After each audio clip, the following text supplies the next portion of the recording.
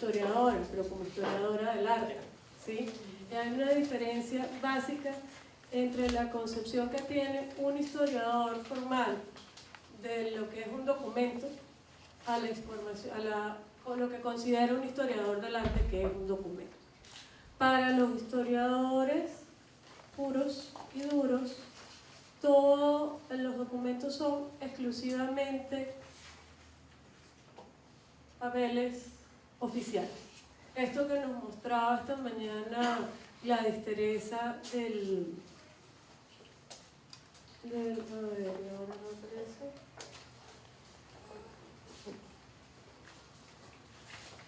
Este documento de la cédula real, ¿sí? Para los historiadores no es un documento, una imagen. ¿Por qué? Tiene un sentido además. Ayer Pavel decía que la visión positivista de la historia. Hay una condición positiva en poder demostrar a través del documento el argumento que quiere sostener. La imagen no tiene una lectura unívoca. La imagen puede tener una cantidad de lecturas diferentes.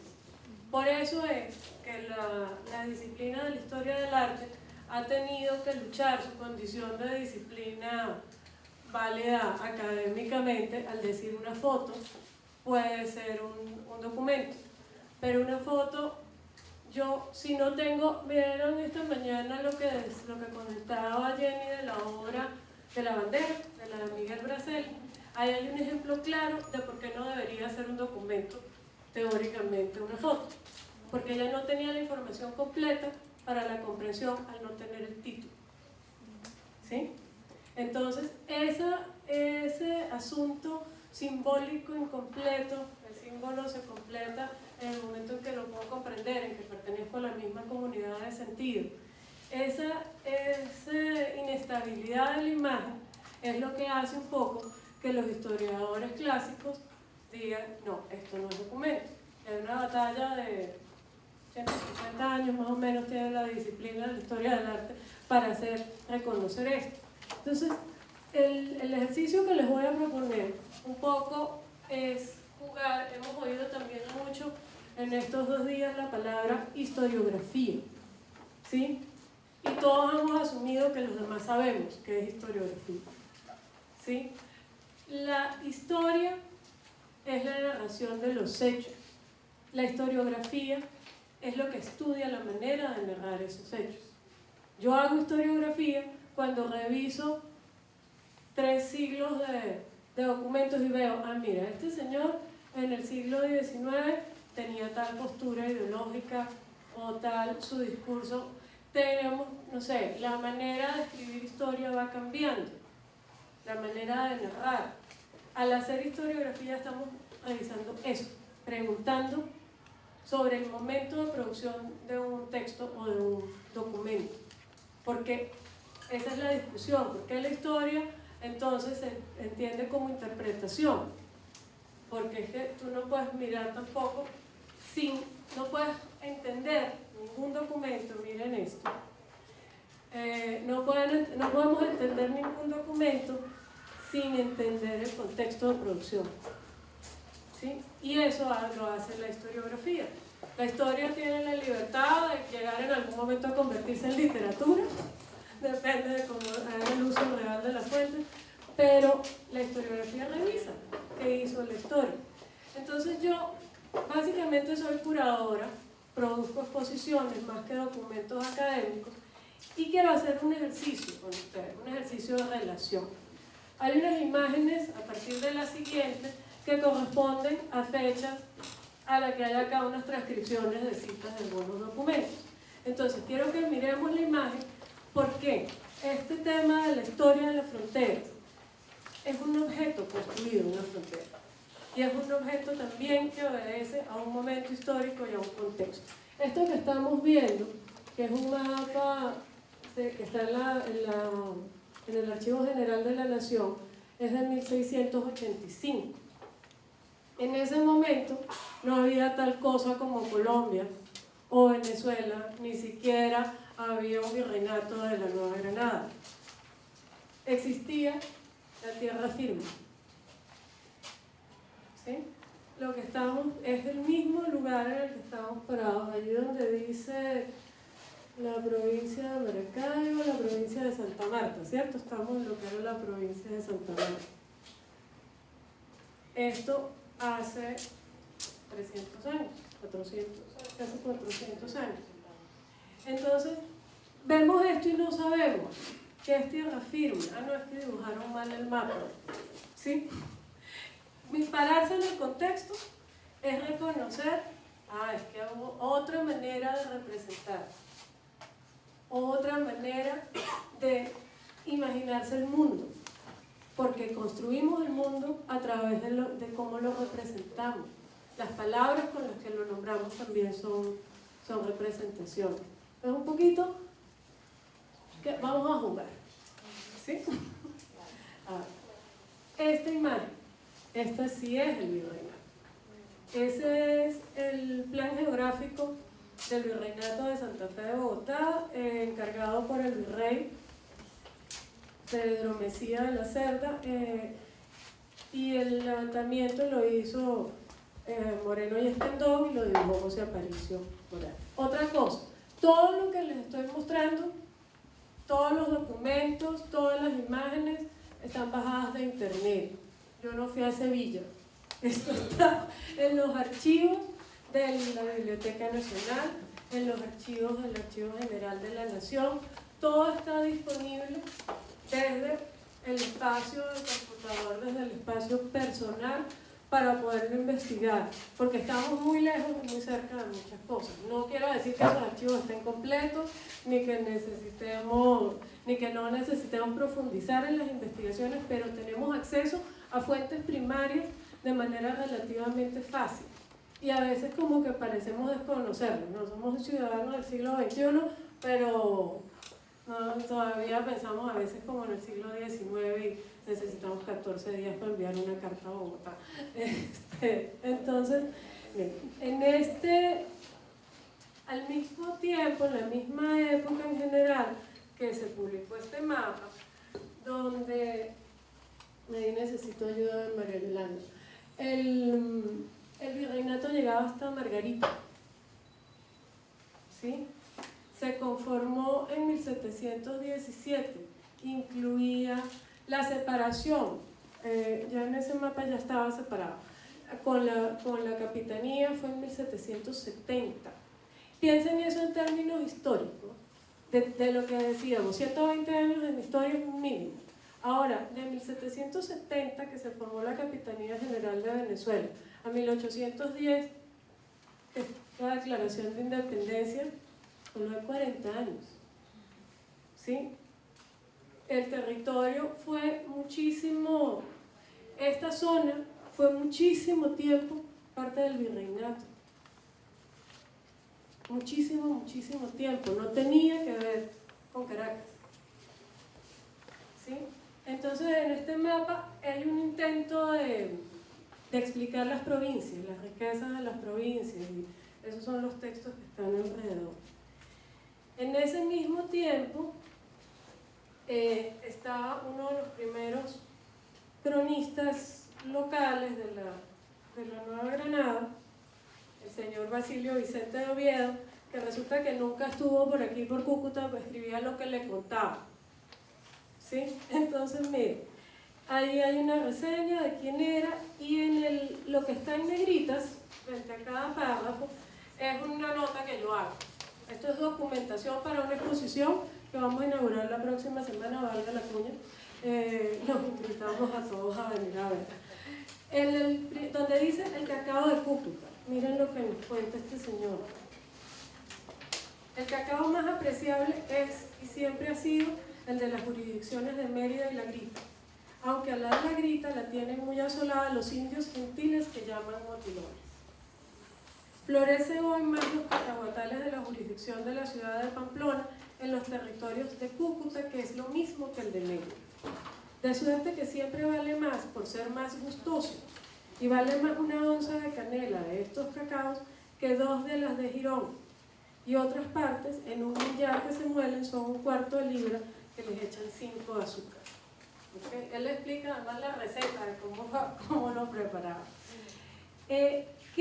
¿Cuál era la intención? En este mapa, la intención del virrey al encargar este mapa era dar cuenta del territorio. ¿Para qué hacemos un mapa? Para conocer, representar y poder compartir la información y poder analizarla. En estos libros de Oviedo, él hace, en este tomo particular, en el tomo 10, hace unas recomendaciones sobre la valía de los curatos, clasifica esto que veíamos de la mañana, las villas, las parroquias, los pueblos, las ciudades, con su capacidad económica para poder sostener un cura. Cuánto podía cada pueblo, cada comunidad, y los clasifica por orden, de primer orden, de segundo orden, de tercer orden. Entonces es una información práctica para quienes vayan a trabajar como vayan a hacer el ejercicio de la profesión religiosa. Hay una cita, la última de la primera página, donde yo hago una nota y pregunto, Cúcuta, San Luis, ¿sí?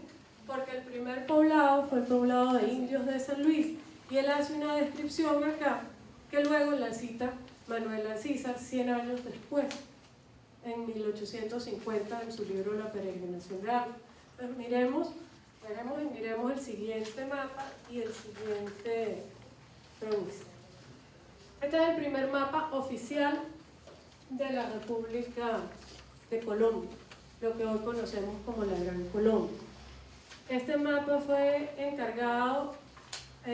comisionado Francisco Antonio Sea para ir a Londres a que lo dibujara.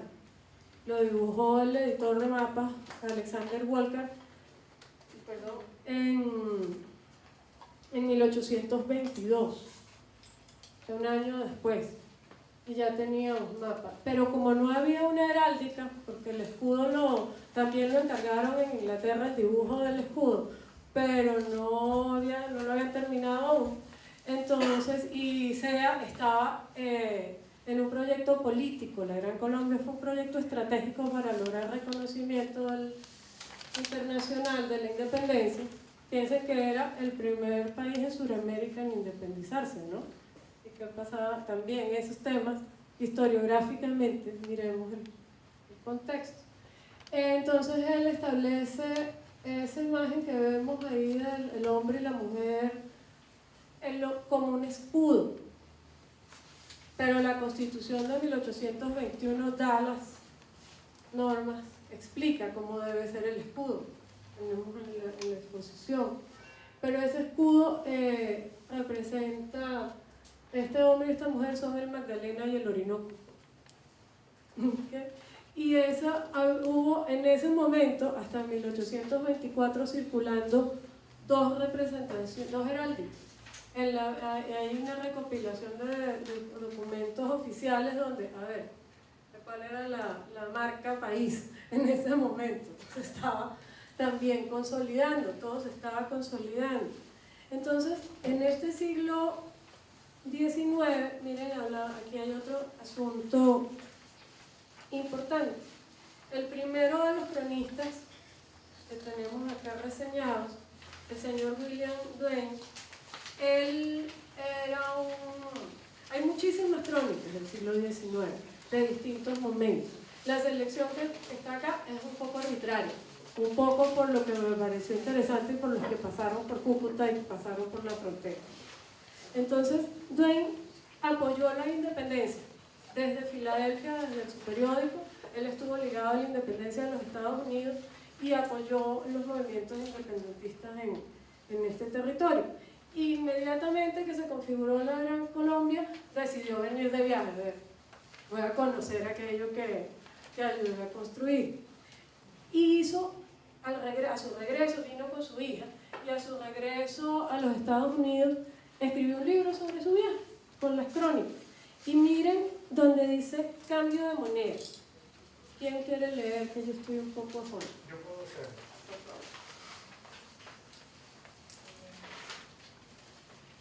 Cuando salimos de Caracas, ya habíamos sido previamente informados de que la moneda de plata venezolana llamada, creo que es Macuquina, ¿sí? Macuquina, solo sería aceptada hasta la comarca oriental del Táchira, pero que no en el sector occidental. En consecuencia, y de acuerdo con nuestras estimaciones, apartamos la cantidad de plata macuquina que consideramos indispensable para el viaje. Por cierto, y con bastante precisión, pues ya nos quedaba gran cosa. La señora, sin embargo, la admitió en esta ocasión, pero con la advertencia de que sería rechazada en el otro lado del río y que aunque tampoco gozaba de buena aceptación en este margen, ella convenía recibirla tomando en cuenta nuestras condiciones forestales. Esta macuquina era una moneda colonial, era una moneda, pero es 1822, la República tiene un año. No hay un peso colombiano circulando por toda la República, pero además, mire, la señora a la que se refiere, lo explica en unos apartados anteriores, es la posadera que los recibió en San Antonio del Táchira, San Antonio de Cúcuta se llamaba en ese momento, que era parte del Valle de Cúcuta, quien los recibe y donde pasan la noche antes de venir hasta Cúcuta. ¿Y qué es lo que le están diciendo? Que la moneda se la recibe ella porque los conoce y porque los recibió y sabe que vienen de otro sitio, pero que del otro lado no se la van a recibir y que no es bien aceptada en la zona. ¿A qué le suena eso? Si le cambia la historia, Le cambiamos la fecha. No acepto soberano, dijo la señora de la posada. No acepto soberanos y hubo también una época, hace 30 años, donde, ¿qué hacemos con los pesos? ¿Sí? Que era, esto se mueve, fluctúa, cambia, como cambia las disposiciones territoriales. Este otro mapa también es de la Gran Colombia y este mapa tiene una particularidad. Es de 1827, se conoce como el mapa de Restrepo porque lo elaboró José Manuel Restrepo, quien fue uno de los miembros del Congreso de la Gran Colombia. Y en una de las cosas que tiene es que señala la ubicación de la villa de Rosario del Cusco. El mapa de SEA no tiene indicado a Villa de Rosario, en cambio el de Restrepo sí. Y tiene indicado porque uno de sus criterios para marcar lugares era lo que había sido importante durante la independencia y durante la formación de la República. Entonces no era la cantidad de población o la riqueza, sino fue más un tema histórico de recuperación del pensamiento. Y fue la primera historia de la República de Colombia, la escribió él, era tremendamente bolivarianista además. Entonces, no, ¿quién se burlaba de Jacqueline? Mi novio José Manuel, tanto que lo revisamos. Veamos, mirando este mapa, miremos otra cita en la página. Miremos ahora un viajero francés. Estos viajeros franceses que estaban encargados por el gobierno de Francia de venir a recorrer el territorio, eran informantes del gobierno de Francia para ver si convenía o no convenía hacer negocios con esta república naciente. Entonces, ahí habla sobre estimaciones de producción de cacao, dice que los datos que dan oficialmente no son ciertos, que están maquillados, que ponen una producción que sería imposible por la capacidad, pero miren en la página 3, el último párrafo antes de Manuel Ancisa, dice: la abundancia de cacao no se debe únicamente a la feracidad del suelo, sino que en ella entra mucho el esmero con el que se le cultiva, pues aleccionados por la experiencia procuran los cultivadores la sombra de las ceibas y otros árboles, irrigan las plantaciones, las cercan con setos vivos de limoneros, acacias y otros arbustos, que a la vez que protegen la propiedad le dan un aspecto encantador. Este cultivo no tendría fallas si no fuese por los estragos que producen en el cacao el Tinea falsa, insecto que también ataca los trigos y las harinas de Suratá. Este texto es de 1823 y miren que ya a final del siglo XIX el cultivo cambió. El cacao dejó de ser tan productivo porque empezó a llenarse de plagas y porque además hubo un monocultivo de 200 años en nuestra tierra.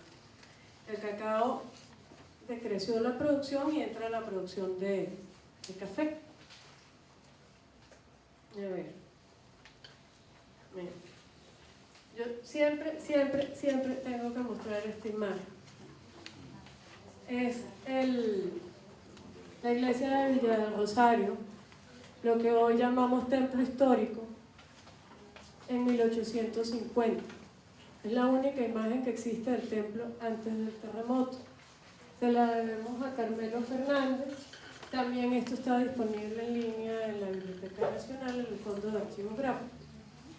Carmelo Fernández acompañó a la comisión coreográfica y era un dibujante, era venezolano, fue soldado, estuvo en la batalla de Carabobo y era sobrino de Páez, que estudió dibujo en Nueva York.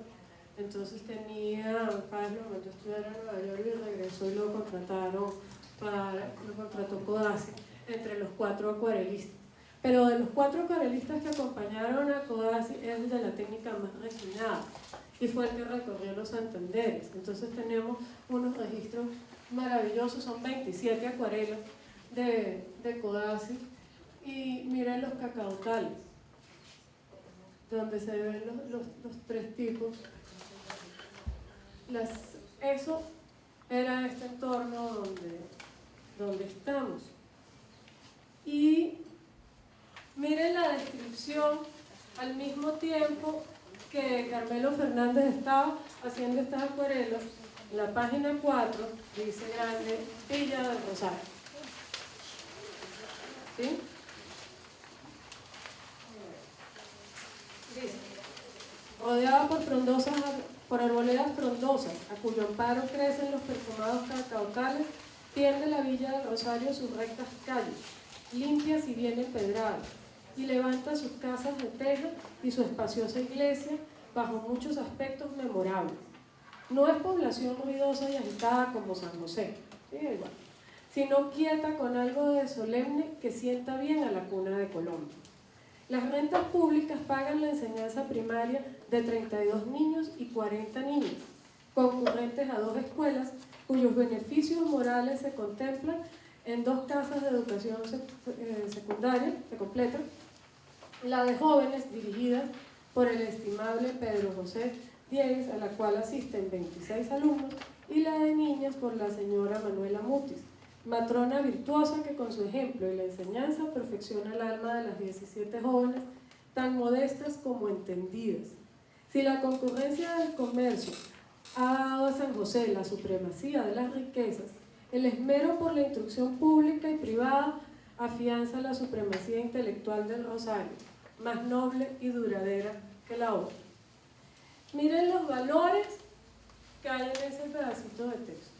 Habla de la humildad, de la honestidad, de crecer dentro. Está hablando de valores muy cristianos sin decirlo explícitamente. Y habla de la importancia de la construcción de la iglesia. Bueno, ahí luego nos cuenta un poco cómo era el ambiente, la gente, y al final dice, partimos del Rosario impelidos por nuestros deberes, que sin ellos habríamos permanecido más tiempo, cautivados por la benevolencia y generosa hospitalidad de los notables y el cura, quienes con la mayor finura prevenían todas nuestras necesidades, colmándonos de favores y obsequios a cada instante, y completando la medida de nuestra deuda del corazón hacia los moradores de la más culta de las provincias del norte.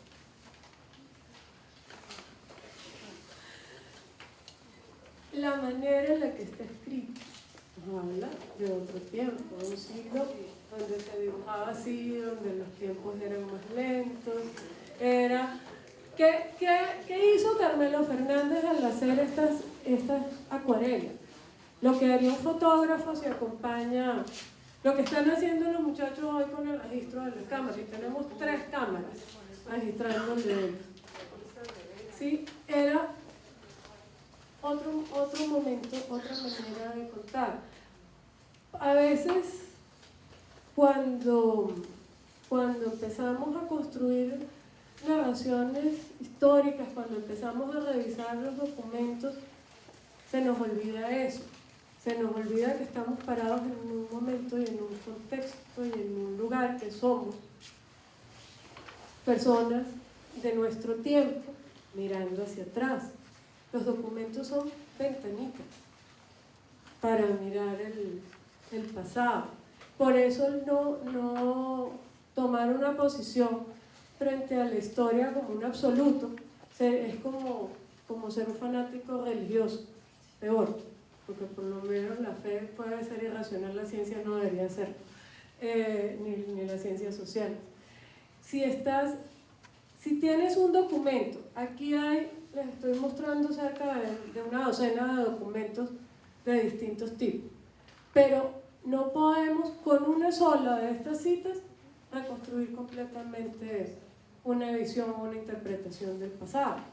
Por eso lo leemos entendiendo cuál fue el momento, el contexto de producción. Y aquí nos volvemos para atrás, vamos a la página 1. ¿Sí? Y nos volvemos para atrás aquí. Y volvemos al virreinato. ¿Y qué escribió Oviedo sin haber venido, no? Porque escribió lo que le contaba. Donde dice Cúcuta y yo pregunto San Luis. Dice: el curato del pueblo de Cúcuta, de cuyo vecino se dirigió la parroquia de San José de Guasimales, adelanta 2 jornadas hacia la Grita o Villa de San Cristóbal, que es el norte de Pamplona. En su jurisdicción, a orilla del llamado Pamplonita y Villa de San Cristóbal, tiene una muy buena iglesia y muy bien alhajada, casa de cura muy buena de teja, que fabricó el maestro Zapata, que fue cura por muchos años. Su temperamento es muy cálido, pero sano, y es tierra de mucho comercio. Produce grande abundancia de cacao, por lo que los que embarcan por el río Zulia para Maracaibo. Tendrá dicho pueblo más de 100 indios y ricos en su esfera, porque tienen muchos cacahuales, y aunque no tenga el curato vecinos blancos, le basta con los indios para ser competente, y porque tiene su iglesia cofradías ricas, y además de esto dejó de su caudal allí fundada de su hacienda una competente capellanía de 4.000 pesos, el dicho cura que fue maestro Zapata, para que le sirvan sus curas, por lo que no vengo con lo que reguló el señor Camacho, que es de 400 pesos, y que en el 6º ínfimo lugar de su escala. Yo lo regulo, el señor Camacho, otro sacerdote que hizo el mismo ejercicio de organizar las escalas de los curatos. Yo regulo 700 pesos y lo coloco en el 3er orden de la nuestra, dado que hay en su terreno muchas culebras y garrapatas y otras sabandijas y mucho calor, pero su renta es competente, su temperamento sano y tierra de comercio en camino real y su administración muy fácil. ¿Qué nos está diciendo? Que en ese momento, en 1750, era más importante San Luis que Cúcuta. Y el pueblo de blancos, la parroquia, era Cúcuta, pero tenía más pujanza económica San Luis. Ahora, vamos a la página 3 y ahí vuelvo y pregunto otra vez, San Luis. 100 años después, Ancisa cita a Oviedo en 1850.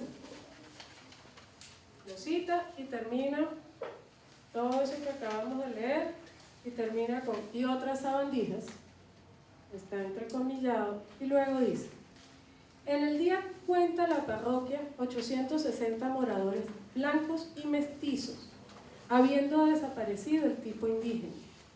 E igual suerte han corrido las productivas plantaciones de cacao mencionadas por Oviedo.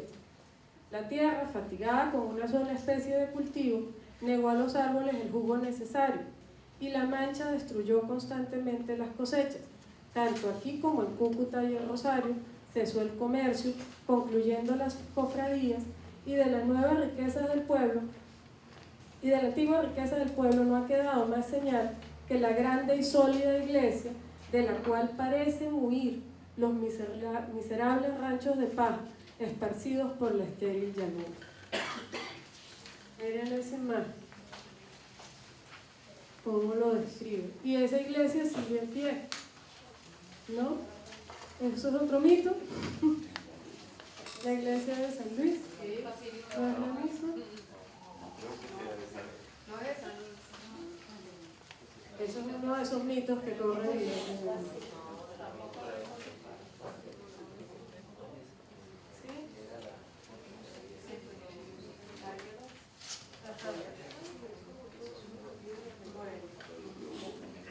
Miren ahora, esa línea roja que lo divide todo. El mapa de la República de la Nueva Granada conforme a la última división política por Tomás Cipriano de Mosquera.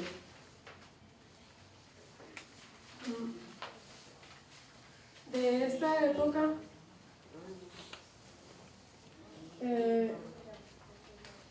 1552, el mapa en sí no tiene fecha, pero ya de la separación, les muestro esta otra imagen. Lo que hablaba Pavel ayer de que empieza en Castillete y termina en la Piedra de Cocún es esta línea, que se trazó en 1891. Se definió con ese laudo arbitral después de un montón de discusión. En 1890, entre esos viajeros que venían a estudiar la situación de la frontera, la situación de Cúcuta, y si era conveniente establecer negocios acá, vino un geógrafo alemán, que es la última cita que conseguimos. Este señor Alfred Hedner habla de las casas en la última página, en el bloque de la izquierda. Al final habla de las casas comerciales, de esas casas comerciales que decimos que había en Espejo, en Maracaibo y en Cúcuta. Estas casas comerciales que contribuyeron además a la reconstrucción de la ciudad después del terremoto y a la consolidación del ferrocarril. A ver, dice, las casas comerciales de mayor importancia estaban en manos de paisanos alemanes. Por ejemplo, Milos, Bauer y compañía, Van Diesel, lo mismo que Thiers, CIA, la farmacia alemana. La colonia alemana se componía apenas de 12 o 15 caballeros solteros en su mayoría, encabezados por el cónsul, el señor Rieder, viviendo en buena armonía. Todos me atendieron de la mejor manera. O sea que cuando publica este señor Hefner eso, dice, bueno, hay una colonia alemana y pueden llegar los alemanes allí porque van a ser bien acogidos y bien tratados. Y el primer párrafo ya de la última parte hace una aclaración que es súper interesante sobre también la toponimia de estos lugares que habitamos. Cuidémonos de confundir la ciudad de Cúcuta o San José de Cúcuta con las localidades vecinas, también con Cúcuta como nombre o apéndice. La antigua fundación de Cúcuta, ubicada a 2 kilómetros al este de la ciudad, no ha pasado del nivel de un pueblo común y corriente. Este es el San Luis, que en 1750 era pujante. En tanto que a los 8 kilómetros al sudeste y allende a la árida loma de una colina, tenemos al Rosario de Cúcuta, aquí donde estamos ahora, situado a poca distancia de la cuenca del río Táchira. población en cuya iglesia se reunió el Congreso Nacional de la Colombia Unificada en 1821. Entonces miren cómo vimos 3 siglos de documentos, prácticamente, 2 siglos de documentos. ¿Y qué hacemos con eso? ¿Yo qué hago con eso? Podemos hacer trabajos académicos, podemos simplemente repensar hasta por qué el pueblo se llama distinto ahora que como se llamaba en 1890.